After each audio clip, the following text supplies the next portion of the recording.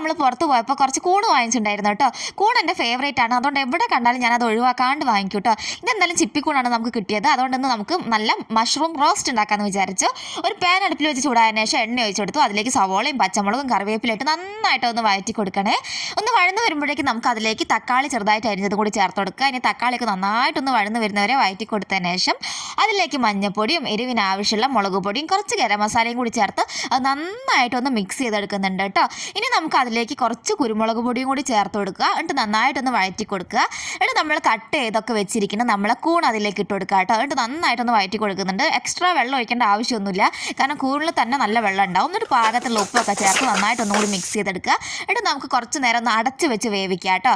അപ്പോഴേക്കും നമ്മളെ കൂണൊക്കെ നന്നായിട്ട് വെന്ത് വന്നിട്ടുണ്ടാവും. ഇപ്പോൾ നോക്ക്, നല്ല ടേസ്റ്റാണ് കേട്ടോ. എല്ലാവരും ഉണ്ടാക്കി നോക്കുക. അപ്പോൾ നമ്മളെ വീഡിയോ ഇഷ്ടമാവുകയാണെങ്കിൽ ലൈക്ക് ചെയ്യുക, ഷെയർ ചെയ്യുക, മറക്കാതെ നമ്മളെ ചാനലൊന്ന് സബ്സ്ക്രൈബ് ചെയ്യണേ. താങ്ക്